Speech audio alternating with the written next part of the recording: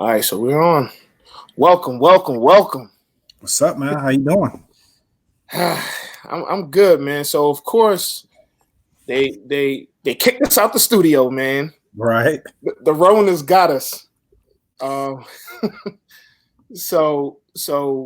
we're doing something different, and I think it's pretty cool. We still have our guest this week, and we'll do everything just like normal. So we'll adjust. So how you feeling, man? How was your week? It's been a very weird week. Mhm. Just not having sports in your life when it's been part of your life for so long has I feel like kind of like it's baseball season. You, Oh, come on, man. yeah, like when the NBA ends and it just goes into baseball season and Right, right. you're following baseball, but like you're really not type deal. It is really weird. Normally like each week it's a struggle to figure out like, okay, are we over covering the topic Mhm. or are we under covering the topic because there's so much sports to cram into an hour and just not to have that or even kind of see it with ESPN and They struggling, man. they are struggling to find things to cover. I saw I mean, dodgeball. I saw dodgeball the other day. I said, wait a minute. just even with the stories, just this was like the first week that defined like a winner of the week because there's no coverage and nobody really cares what anybody is doing outside the coronavirus. Yeah, I mean, and we do have some things to cover because as you know, there's no Olympics this year. It's postponed until next year. So, Uh so go okay, so let's start there because I was ahead. wondering if you were going to cover if we were going to talk about that. What are your thoughts on them postponing the Olympics? They waited mighty long, and Right. it just shows like the IOC and the NCAA. They're so similar because those athletes don't get paid. And yes, a lot of these athletes that perform in the Olympics are professionals and things of that nature, but everybody isn't, and the Olympics are technically amateur. So I feel like the NCAA kicked their feet around because they were so concerned about losing money. The IOC the same. They were concerned about losing money, which they should be. I get it. They should be concerned about losing money, but I mean, public health should overtake money. It comes to a point where you have to have some sort of decency. See, I'm in agreement. They did definitely wait too long to cancel the event. I think the NBA Hmm. probably got it right. Um, they were kind of the trailblazers with the canceling everything, and they kind of got the ball rolling because before it was going to be like, well, we're going to play at empty stadiums, or Hmm. we don't know if we're going to cancel this tournament or that tournament. But when the NBA kind of came out and was like, you know what, we're going to be at the forefront.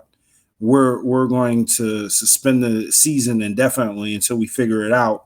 Then Right. you start seeing other major sports follow suit. You saw baseball, you saw everybody else. So it's like with the Olympics, it's like, okay, the decision has already been made. You've already got the trailblazer with the NBA that's already like took the initial bullet and Hmm. everybody seemed to follow. Why would you think that it would be any different? Yeah, I don't get it. I don't get it. And you can tell even to the 11th hour, they didn't really want to. They did not want to. They did not want to postpone it. But you had athletes around the world saying, "You guys need to postpone this because I mean, this is our health. They can't really work out because all the facilities are closed. It was just a bad idea for them to. And let's give them some props. We won't like bash them completely. They did eventually, postpone it. But again, why wait so long? So this is my question, and I mean we've got a range of topics to kind of talk about in regards to this. But do you think that a lot of the leaders in the sports world are really oblivious to what's really going on? And what I mean by that is they're starting to set like these timetables of, we'll take Major League Baseball, for instance. Scott Boras, I mean, he's not a Major League player, or he's not like a general manager or anything. He's a really good agent. If you want to get paid, he's your guy. I saw today that he's proposed to play the World Series in Christmas, and he's got like a scenario out there to where we all know baseball is 162 games, so he's anticipating like the season gets start July 1st, and then he's got like another scenario out there to where they could play 144 games, and they have this scenario still where they're playing at Christmas. And it's two things that, yeah, right. So it's two things that I think is worth a debate. If you're a baseball fan, to where it's like, okay, well, you have baseball going on in the Christmas months, but then you start looking at it like, well, every city in December, like, we'll take Chicago, for instance.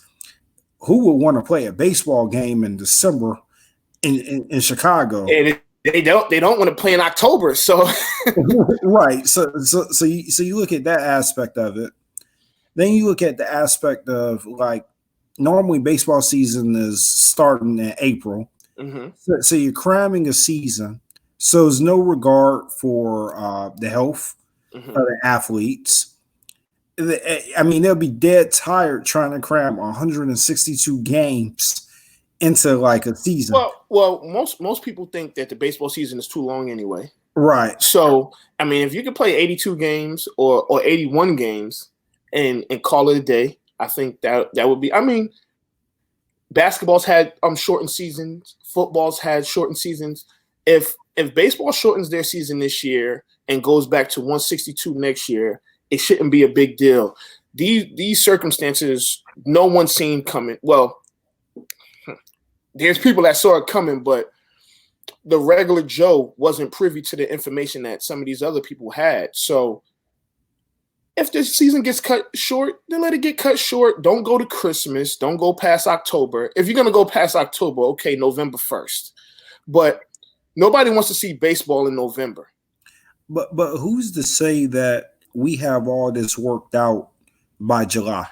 It'll be. I highly doubt that.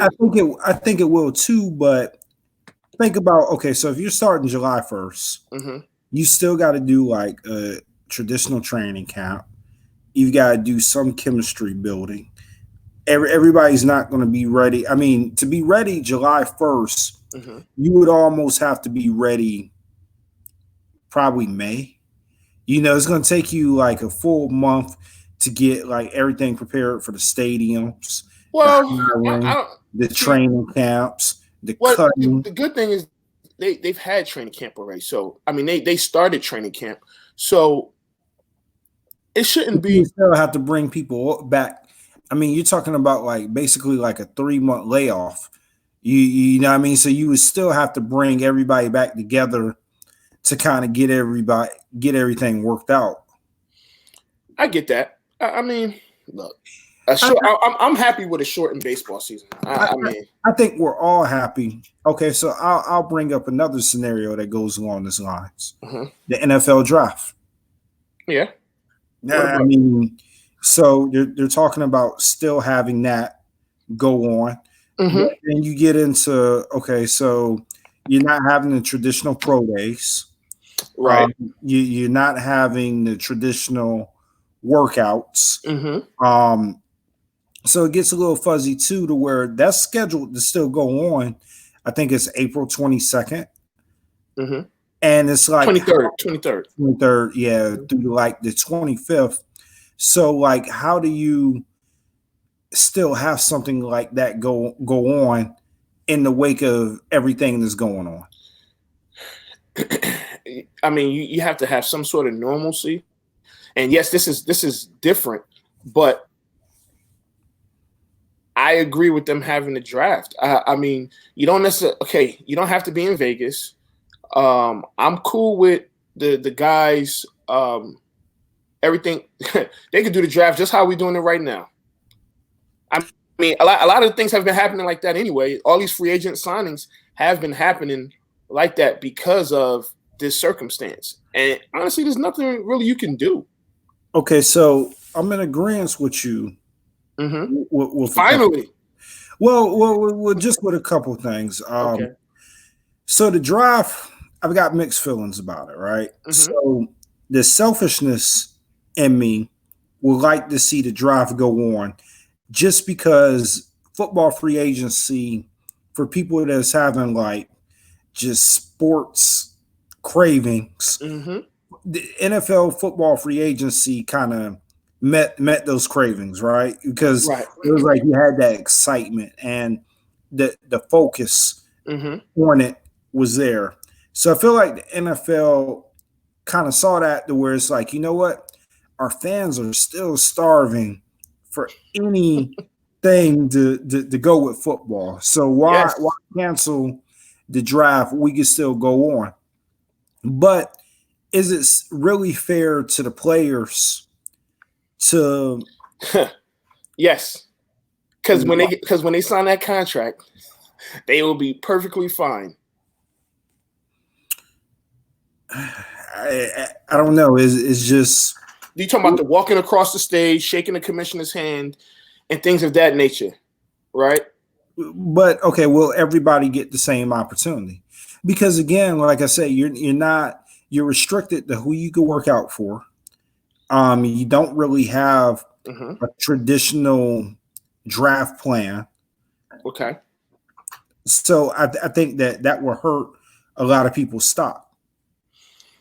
I mean, again, no one was ready for this type of situation. So I mean, there's going to be some pros and cons, and unfortunately, those guys may go up, down, or stay the same as far as draft stock. I mean, for the most part, teams know who they're looking for.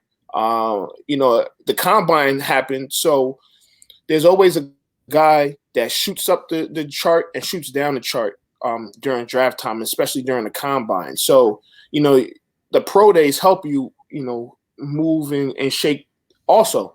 But for instance, I think Isaiah Simmons from Clemson, he was a blazer at the draft. So he probably went from a top 15 pick to a top 8, so he got his chance to do what he had to do.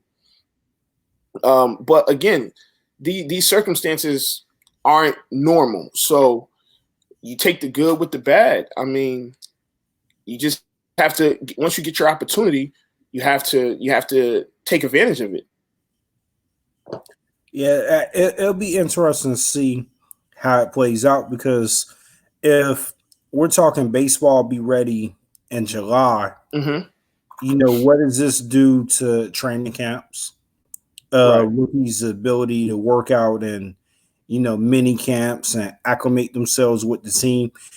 You almost get a feel that it's going to be similar to like when you had to hold out for the NBA or you had to hold out for the NFL when Major League Baseball went on strike. And you look at those seasons and there was just a ton of injuries.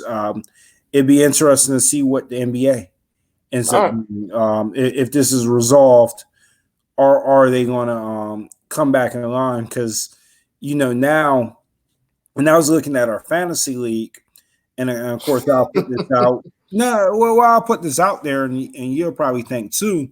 Some of these players have had a while to rest, right? So, some of those guys are sitting on our waiver wire that were not healthy when they went out. They've had like a month, 2 months rest to get that momentum. You guys haven't been practicing, they haven't been around each other. So, when you throw them back in the fold, the season and the dynamics of the season could really change. So it's interesting to see, are they going to just put that on hold as well? All right. I mean, you're right. So we do have a guest today, Okay. and she's been so patient, and we would have loved to have her in the studio, but of course we couldn't. So we have and forgive me, I don't talk to you a bunch, and Naza Naza Shelley. She's the founder of CarpeDM Social LLC. Um, she manages daily operations, oversees the success of the launch. And let's bring her in here. Hey, Hi guys. how you doing? Good. Thanks for having me. And so okay, Down. pronounce your name. So It's Nasa. that's what I said, right? You were close. Yeah.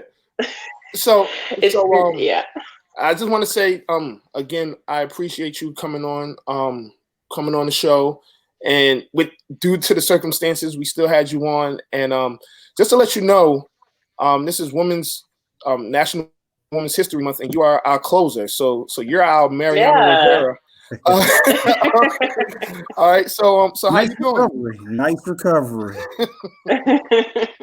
So how you doing? I'm doing good, trying to be productive despite the corona, self-isolation or social distancing. And it's going, well. I typically work from home or work remotely anyway, so my schedule has been too disrupted, but I am a super social person, so it's been hard not to be able to collaborate and get together with friends and, work, in co-work spaces and stuff. But we're still being super productive, and we have a lot in the pipeline despite the fact that we're, working remotely. Yeah, this ain't a good time to be lonely. Hey, you just gotta do what you gotta do out here, I don't even know what to say. If you ain't lock her down, right? Look, I think if you didn't cuff somebody during cuffing season, it's not the time to try now. Just enjoy your own company. Yeah, them guys that broke up with their lady before Valentine's Day. They're regretting it, right? They hurting. Yeah. So tell us a little bit about your company. Yeah, so thanks for the introduction. So CarpeDM, it's CARPE, the letter D, the letter M, and it is a dating app. So my company is a social networking and dating company. And so we released a dating app on the market last year. And so what differentiates us from other dating apps is that we are a video first dating app with a patented matching process that's really specifically designed to help users make more meaningful connections faster. So we require users to host a 5 to 10 minute video chat before they can text. So it's all about getting the most important information up front, cutting through the noise, and making a real connection. So dang, you can't catfish nobody. No, look, no catfish, no scamming. She gonna look like she look, or she's not. Same thing for the guy. I love it because it gives me an extra sense of safety and security before actually going out on a date with someone. Because I've already kind of seen him. We can get a vibe for each other just on video right now. And so that's the beauty of what CarpeDM does. And actually, with everything that's going on with Corona, we've actually seen, an increase in our users and our activity because people are looking for ways to connect with each other. And so our app just provides them that perfect way to do it. So I've become a 90-day fiance. Oh my God. Over Here we go again. With sports. So this is a guy on there that his camera doesn't work. So this app would have would have caught him. Sometimes I watch Catfish and I'm like, how are people still getting catfish? How is Catfish still a show on MTV? Like, I don't understand how it's possible with all the technology we have. But definitely for us, the type of users that we have are looking for those meaningful connections, and they're not trying to scam or perpetrate who they are. They're really trying to meet people, as we call it, allowing people to meet as close to in real life as possible while maintaining all the convenience of online dating. So yeah, so download it. Download it now. Well, I do have one question. Sure. I'm pretty old school guy to where when I was dating apps wasn't out there. What are some of the advantages of using a dating app? Well, funny, dating apps are actually now the number one way singles meet. So, maybe 10 years ago, the number one way singles met was through friends or at work or at social events. Now it's dating apps, right? So that's the way that people are meeting. So that's a definite advantage. You're going to get access to a greater pool of people that you might not meet on a daily basis. So, and some dating apps let you get really kind of granular in how you search for someone that you're interested in. So if for example, that you're a church-going guy and you want a God-fearing church-going woman, and the religion is an important aspect to you, then you can kind of hone that in. Or if somebody who's college educated is really important to you, you can make those selection criteria. So I think that it not only gives you a whole host of options, but it also helps you kind of meet people that you wouldn't necessarily bump into on a daily basis and, engage with them. Wow. Okay. That makes a lot of sense. So how does your app differ other than the I know the video is key, Mm-hmm. but like Tinder or Christian Mingle, what other ones are? What's the farmers one? I can't remember the farmers. Farmers only. Farmers only, eHarmony. Yeah, there's a lot of them, right? Mm-hmm. And so the thing about most dating apps is that they're designed the exact same way, right? Users, and I don't know, have either of you used dating apps? I know you haven't, Scotty, but I haven't. Okay, so most of them are designed the same way. Like users create a profile and then they match and then they immediately start texting each other. That is the first mode of communication between most matches on a dating app. So with us, we just realized that that's very inefficient. If you think about it, say that like we had never met each other, we actually wouldn't know much about each other. We'd be building each other's personalities, like trying to develop, a sense of who you are through text message is actually just very inefficient. And so we wanted to provide a process that actually lets people kind of get to the good stuff like a lot sooner. But the idea is that I'm all about that. Nah, that makes sense. Right. But the idea is that, it helps you weed out incompatible matches because like I told you, one of the benefits to dating apps is that there's a ton of matches, but that's also a detriment, right? Because it's hard for you to focus on the person that may have potential. And when you rely on texting as the primary mode of communication, you guys might know people in your life that are awesome texters, but they're actually kind of dry. They're actually kind of dry and dull in real life.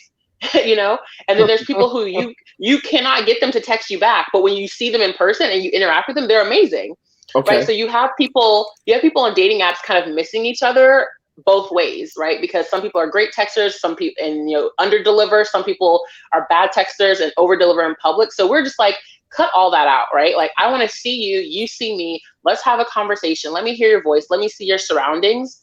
And actually, one of the things that are different about our app too is like we don't share any of your personal information. So you don't have to give your name, your cell phone number, your social media contact information, your WhatsApp, anything. Like all of it's built into the app. And our application it's a tiered process. So first you have your what we call an initial match, and then we queue you, and it's a 48-hour countdown. And within that 48 hours, you have to host your video chat, which has to last at least 5 minutes.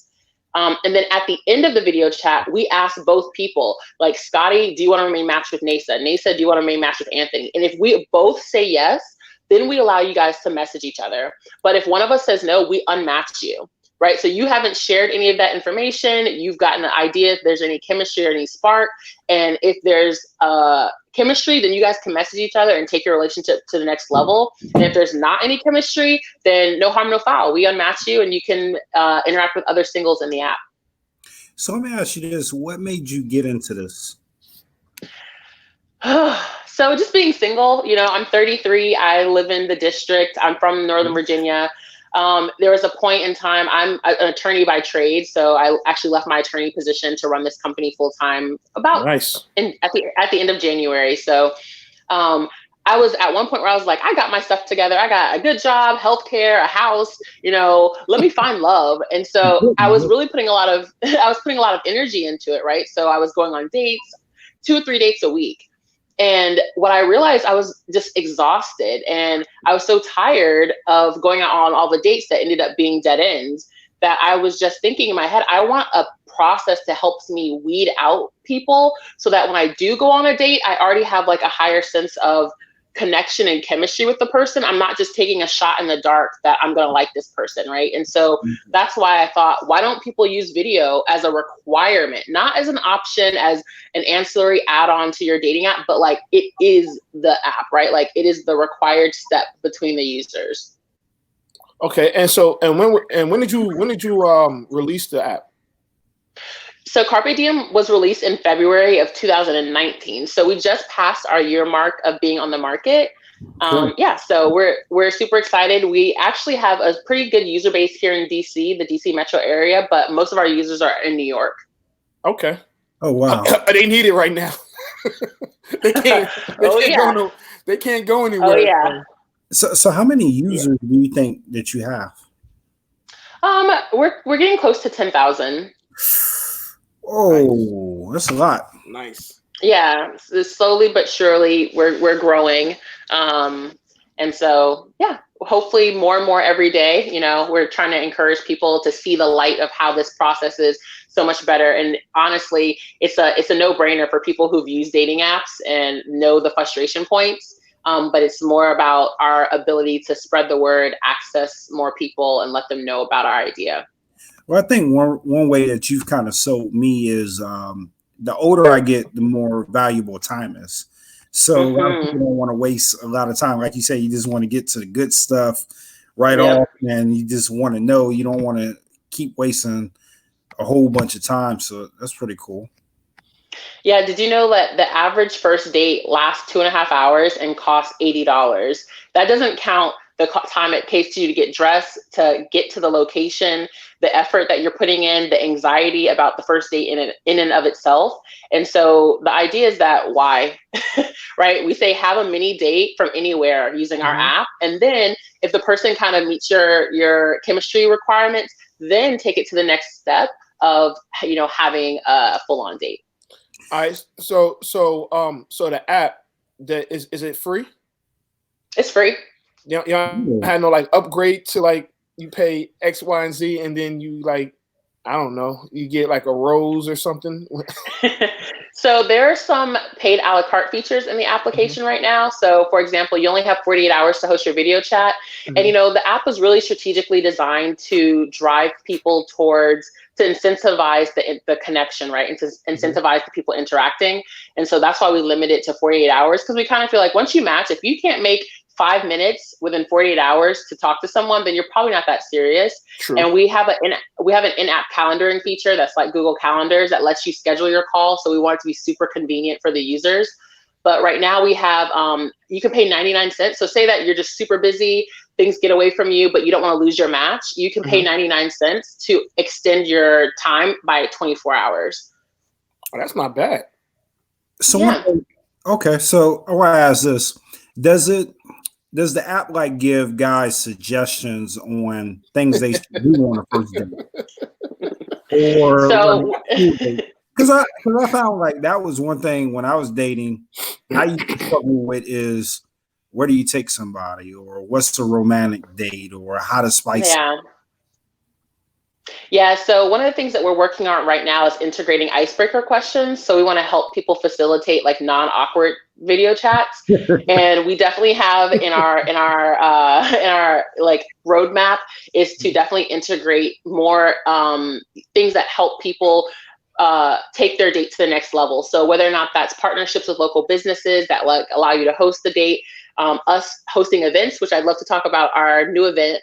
But us hosting events that allows the singles from our app to go to those events and meet each other for the first time. But then also we provide so much information on our website at CarpeDMDating.com and on our YouTube channel, which is the same thing, CarpeDM Dating, and on IG. So on Instagram, it's also CarpeDM Dating. So we post videos on dating tips, videos on, you know, how to prepare for a video date, on how to, you know, what questions to ask to break the ice. And then we have over 20 episodes of our own show, Dating in the City, which is on YouTube, and where we go around and we talk to people about love and relationships in and out of the city. So we have a new episode of Dating in the City airing tomorrow. We were in Miami and we're talking about icebreaker questions. So that should be a fun episode. So talk to us more about this show. I'm getting ready to watch Because Yeah. I'm so excited. So we've partnered with District IRL, a local DC-based media company, to put on a new virtual interactive social dating experience. And so we know right now more than ever, people want to feel more connected, and we're feeling isolated with everything that's going on with Corona, not being able to really date. And while our app provides an excellent alternative, we want to build like a feeling of community, let people get involved, have fun in the dating experience. So we launched Lovecast. And Lovecast is going to be a show about dating, and it's going to feature 5 couples that go on virtual video dates, and we all get to watch together. So we just issued the casting call for people to submit their application videos to be on the show, where the applications end on March 28th. Okay. And you can find how to apply on our website at lovecast.video. And then once we get all the applicants, all the audience will get to vote to pair them. So say that all of us had submitted applications, the audience is going to get to pair us to go on our virtual video dates. And so they might pair me with Scotty, or they might pair me with someone else. And then we're going to set up the couples to go on their video dates. And then we're all going to get together in a live video cast to watch the dates. And we're going to have special guests that are going to be moderating. We're going to have virtual tip jars to support locals in the community. It's going to be really great. The audience is going to be able to interact, ask questions. We'll have the couples on live for follow-up to hear about their date and their experience, to find out if they want to remain matched and go out on another date, or if they really weren't feeling it. And so you can also follow all the developments for that at lovecast.video on all social media channels. So I definitely recommend it. Our Facebook Eventbrite is up now. And I mean, in less than 2 hours, we have over 60 people who already said that they are going to be watching. So we definitely want to get that, the news out there about the show. The show goes live on April 5th. Oh, yeah. Okay. No, we'll definitely be watching. It sounds like it's really innovative. So behind innovation comes normally experience. What is the experience that you've had on one of these dating apps? So that's a great question. I think that I've always been kind of like business minded, or like kind of grind mode minded. Like I said, I'm an attorney, but for a period of time, I had a plus size fashion blog that I ran myself, and I love getting free clothes and, you know, access to events and shows. And, you know, my experience with dating apps, I've used a lot of them. I would say a good chunk. If it's a major dating app, you probably can find my profile on there, not only because I wanted to see what the competition is doing, but also because I want to see if it works, right? So as much as I have my own dating app, I'm also a dater. And I'm also looking for love. And so the great thing about dating apps is that, especially free ones like CarpeDM, is that you can try a couple different ones, right? So download CarpeDM, you might find another dating app that, you know, you like as well, and you never know who's going to be on, right? So the clientele that might join CarpeDM might be completely different than the clientele that's on Bumble or Tinder. But yeah, I have experience on dating apps. We don't gotta go too deep into it, but so, just say that it drove me to create my own dating app. So it wasn't the best. So has anyone have made like a real love connection on your app yet? Yeah, so we're actually tracking couples now. So we're tracking people who are going on their dates, and we're now trying to figure out we're tracking couples who are going on their video dates, and now we're trying to find the couples that have taken their dates from the site to in real life. It's a little bit difficult now because of Corona, and people really aren't like going out very much, but that's our next goal. We really want to get those success stories. I've had a little bit of success on my own dating app, just with like meeting people. Still haven't found like the person, but I've definitely been saving time and energy by using the video first approach. But hopefully very soon we'll have some success stories, and our goal is really to make those lifelong and like meaningful connections for people. So we want to see CarpeDM weddings and babies, you know, and anniversaries. So that's our goal. Hey, people watch reality TV. You know what I mean? If they met on you can follow them. People will watch it. It'll sell. So well, you know, Scott will watch it because he already watched it. Well, look, at this point, we're all at home, right? So it might as well join in, feel connected with people, get to watch some people going on real first dates. Mm-hmm. I mean, I don't think that entertainment gets much better than that. Yeah, because you know, first dates are always awkward. They're usually awkward. So yeah, should be some must see TV. Well, you know, it's got like a blind date reboot that just came out. Mm-hmm. Yeah, no, I'm serious. Some of the stuff that you hear out of people's mouths on the first, like, he didn't really say that. Yeah, he did. He did. I've been there. So all right, so we have a segment. Scotty has a segment called Winner of the Week. Scotty, you got a winner, right? You don't have a winner this week, man. You don't. So let me. So I explain what the winner of the week is, and then Naza, you can come up with a winner from that you heard from your dating app, or any dating app. Okay. So normally each week, and this is probably the first week in like a year that I haven't had one, I normally find somebody sports related. It's more my donkey of the day. Just a real winner of somebody that is just doing foul stuff or just messed up, and I pretty much shout them out. So because there hasn't been any sports, hasn't been any really just habitual line stepping or anything like that. So the question is, who would I pick? Who would you pick? Yeah. For the winner, but we're really picking someone who's been like messing up, really, right? Right. Oh, good. So this is tough. I don't really have like a dating one, but I think for this week, not to politicize things, but I'd have to give it to Trump for this response to the coronavirus. Like, it has been off the chain, unorganized, and just insane. And now, I mean, in 2019, Trump has held the record for the winner of the week. So, oh, really? Yeah. Dang, okay. Antonio Brown, they're like right there.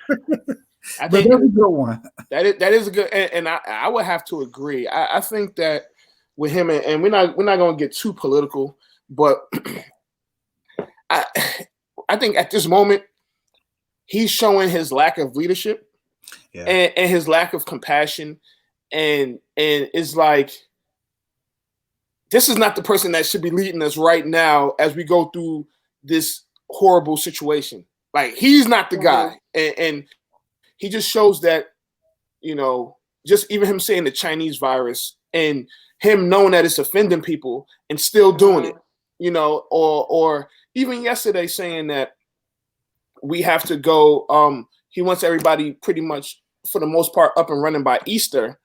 And I don't know if you guys noticed, what's the guy's name? The main medical guy that's Fossey, whatever. He was back there looking like, wait, we just talked about this. Yeah. I don't think that's what I said. But the blessing in disguise, I really feel like he was going to get reelected.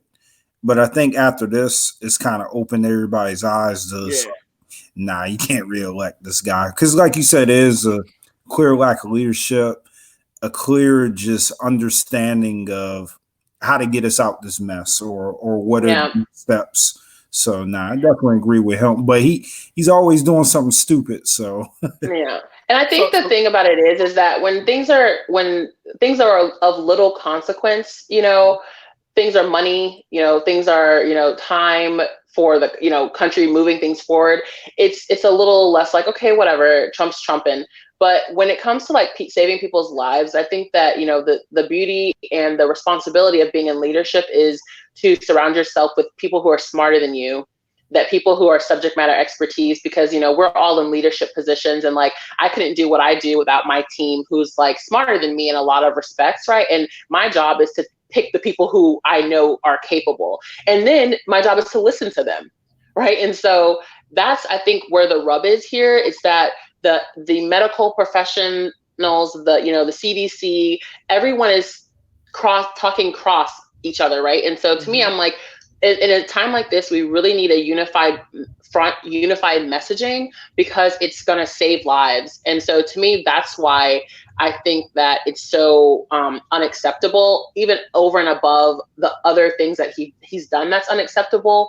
And so I'm really hoping that despite the fumbling in the leadership and in the messaging, that we're able to turn things around. You guys were talking about, maybe there'll be the draft in July. I'm like, I don't think so. I was watching a subject matter expert doctor today, and he was saying with the way that, the rates are going, we'll have over 1 million people infected, and that the curve might not flatten until May, and most of the deaths will be in June and July, right? And so that's very scary to hear. And so I'm just trying to do my part with like the social isolation and distancing, but I just wish that, we had unified messaging from the top down, and that if he's not capable or competent, which it's clear, that he would just step out of the way and let somebody else come to the podium that's like a sound voice for us all to listen to. But he's not secure in who he is. So like you spoke about leadership, it takes somebody that's really secure to be like, okay, I won't let the brilliant people do what they do, and to facilitate that. But when you're constantly trying to prove yourself that you belong in that leadership, and that's his problem, is he's always proving or trying to prove to everybody that he is smart, he is capable, and it's really impacted his ability to lead. So no, I definitely agree with all those points. Yeah. So I mean, again, his ego won't let him do any of those things that y'all said. So, all right. So we talked about Corona all pretty much a lot of the show, and of course, I don't know about y'all, but I'm missing March Madness. I still can't believe there's no basketball. So I had a question for both of y'all. So we're gonna get into a little sports for you. All right. So eligibility. Right. So you have all these college kids that their senior year was impacted. Do you think that they should grant them another year of eligibility? They have to. I mean, what do you say? Sorry that this happened during, your year. So that's just tough luck. So what do you guys think? I mean, it depends. Now the spring sports, I can agree with that. If it's like the winter sports, you feel like they had their time. I tend to disagree. I mean, pretty much. Let's say because it's not. We can't just say these 60-something teams that would have been playing in the tournament, they should get another shot. I know some of the league tournaments didn't complete, but basketball season was over. Their regular season was over. And so the winter sports, because it's not just basketball, I think it's volleyball and whatever's in volleyball's fall, but whatever's in those winter sports, I think that they shouldn't get granted an extra year. But like the softballs, the baseball, track, yes, they should be granted another year of eligibility for that particular sport. Now, you have some people in college that play basketball and run track, or play football and run track, or baseball or whatever. And I don't think that they should get another year of eligibility for football or basketball. But if they played a spring sport and ran track or something like that, then I feel like, yes, they should get another year because they didn't get a chance to participate in that sport for that time of the season. So you're saying that it should be a case-by-case basis? No, not really. I just think that the winter sports shouldn't. Like the basketball players shouldn't get an extra year, but the spring sports should, because they didn't play anything. They didn't get a chance to do anything really. They just they went to spring break. They might have worked out, may have had a game or two, but their senior season was impacted tremendously because in the case of college,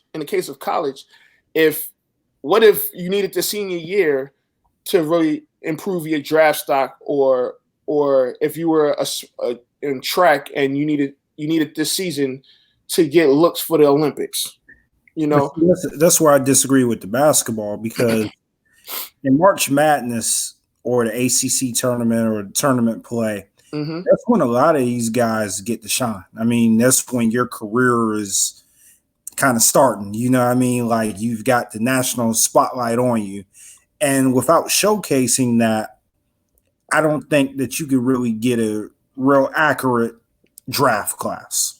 So I don't agree there, because a lot of these teams, of course you don't agree. So a lot of these teams, especially big time D1 1A, they're playing like almost 40 games before you even get to the tournament.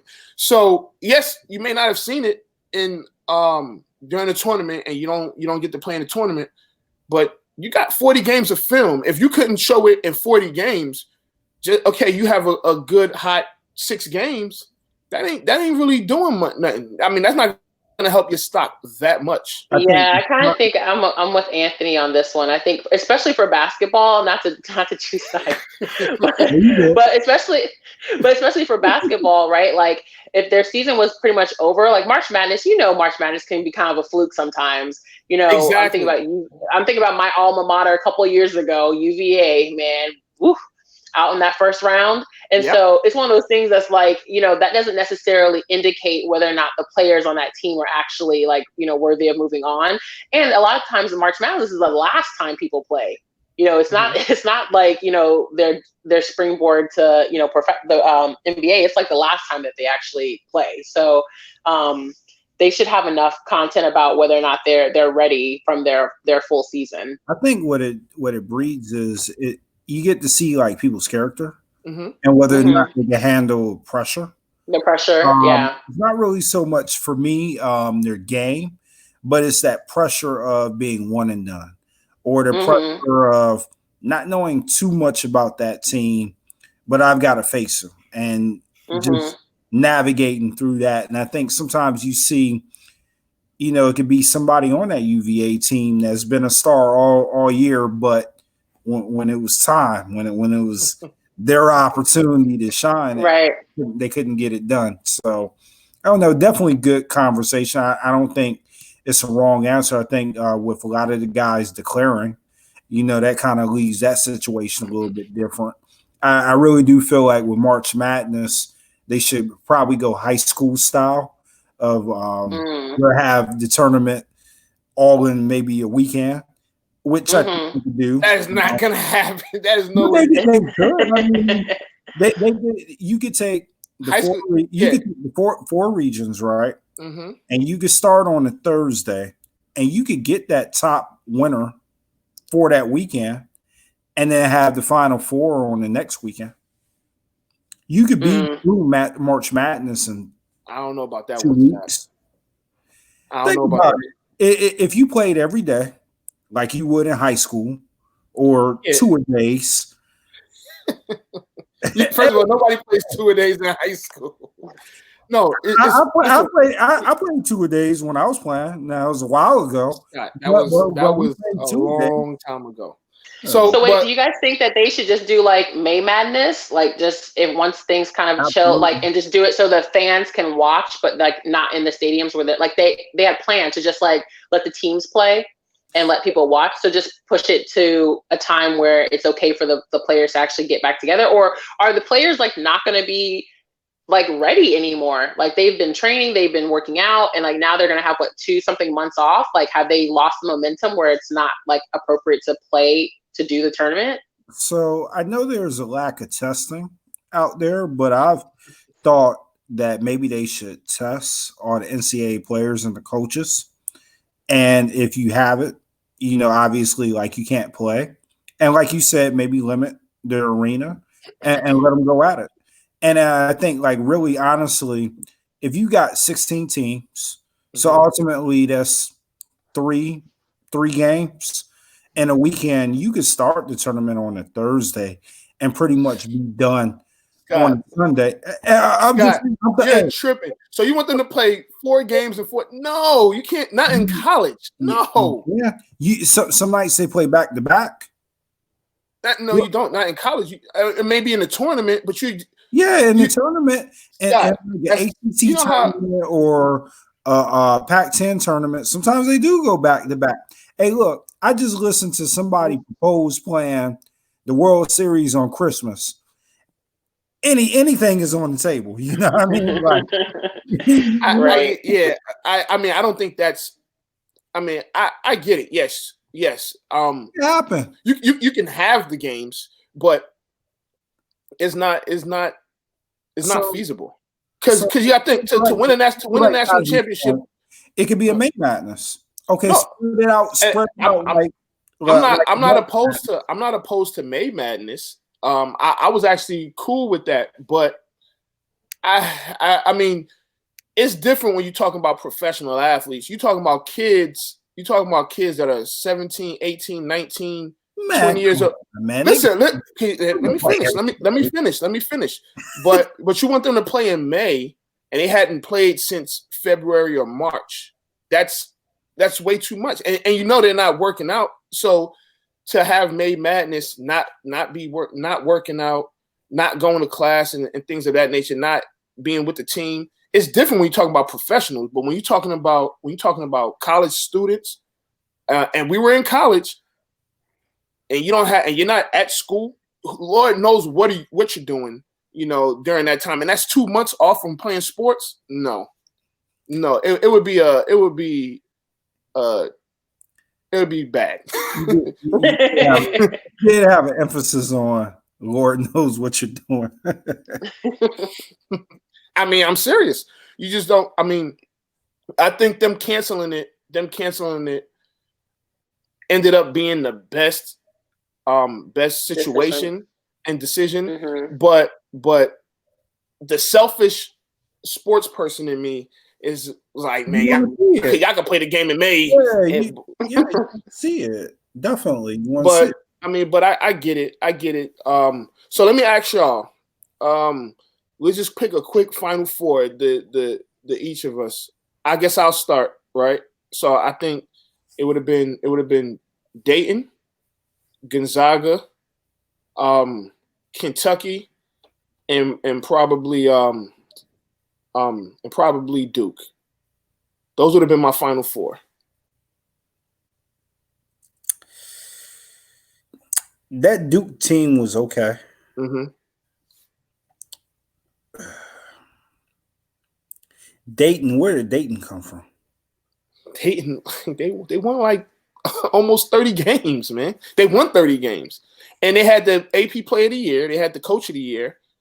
Not necessarily saying that would have put them in the Final Four, but I think they had a good team. All right. Okay.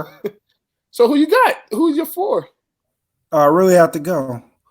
I'll be honest. I didn't really watch as much college basketball. I would have probably just went with Michigan like I do every year. Yeah. If they would have made the tournament. All right, so what about you, Naza? Yeah, I'm with Scott on this one. I mean, I always root for UVA because that's my team. Usually Michigan's in the mix, but and Duke, I don't, and then Gonzaga. So I'm not sure. I like this. I don't know if UVA would have won again, but I like to, we got the shirts that say we still the champs because we didn't have a tournament this year. Right. But yeah. I didn't know Michigan didn't make it. Are you talking about Michigan State or University of Michigan? Oh, University of Michigan. We're both Michigan fans. Yeah. My brother went to Michigan State, so I don't really do U of Mich, but Michigan State, yeah. Well, I think the draw for me is I start really paying attention to college basketball right around March Madness. Like I'll follow Michigan, and then everybody else. I mean, if it's a big player somewhere, maybe catch a couple of games, and then March, I kind of zoom in on it. So, Well, you got your bracket, man. You trying to make sure it don't get busted, and you win some money. I don't know if y'all be betting, but that's what gets me excited about it. I don't watch all year, and then during March Madness, I'm all into it because I got $5 on the line for my office pool, and I'm trying to win it. Ann and I, we probably playing 4 or 5 different brackets. Yeah, it's a bunch. It's a bunch. Yeah, so always and a lot of the times we're in it, but I mean, I don't know. It just sucks, man. Like everything's just canceled. So I'm home working, and I have to watch like Chicago PD and SVU. But are y'all gaming? Are you guys gaming? Like, I mean, I'm sure people are like, there's probably some sports gaming going on as far as like video gaming. I don't know if y'all want to break out the NBA Jam circa NBA 1990. Oh my With God. the Nets on fire. I don't know what y'all got to do in these dire times to get your sports fix, but that might be an option. I play a little bit of to your Madden. date nap. That's what You said what? Please do. Tell them. Tell them to entertain themselves. Yeah, definitely tell them to follow the lovecast.video. That show is going to be so fun. I'm so excited about it. And we want to make sure that the people who are applying are diverse. So diverse ages, sexual orientations, ethnicities. So definitely tell all of your friends. And what is it called again? Lovecast.video? Yep, lovecast.video. That's where that's the website, and it's the same on all social media handles. So you can find us on TikTok, YouTube, IG, Facebook. That's it right there. And the Eventbrite is up on Facebook, so you guys can follow the event and get all the notifications on when to vote. You know, when the live show is going to happen. There's going to be so much stuff going in between on social media, like showcasing the singles. So we're super excited. Okay. All right, so give everybody your social media again, so where they can follow you, where they can follow the show. I know you just said for the Lovecast. Yeah. So for Carpe Diem, it's Carpe Diem Dating across all platforms, Facebook, IG, YouTube, everything. And that's also our website, Carpe Diem Dating. You can find us on the App Store at Carpe Diem Dating. So download the app today. For the Lovecast, it is lovecast.video on all platforms. And you can find us on Eventbrite, on Facebook, and everything. So definitely follow. And if you want to follow me and my startup founder journey, then you can find me on IG at Carpe DM Boss. I post stuff about what it's like building a tech company, you know, speaking engagements and like inspirational quotes and everything. So you can follow me personally if you're so inclined. And there's one other thing that I voted for. Startup of the year. So we picked. So we were supposed to be in a competition called Startup of the Year, where 15 of the top startups in the nation were selected to pitch at South by Southwest. But as you know, for Corona, South by Southwest was canceled. So we were super disappointed about that. But they moved the competition online and did a virtual competition. And so we were asking people to vote for us for the People's Choice Award. So that was pretty much like whoever got the most votes from individual people won the People's Choice Award. We didn't win that, but we did place 5 in the competition. So they gave prizes to the top 5 startups. And so we placed, and we were super excited about that. Nice. Because it's such an honor to be a part of, you know, the cast of startups that were in that competition.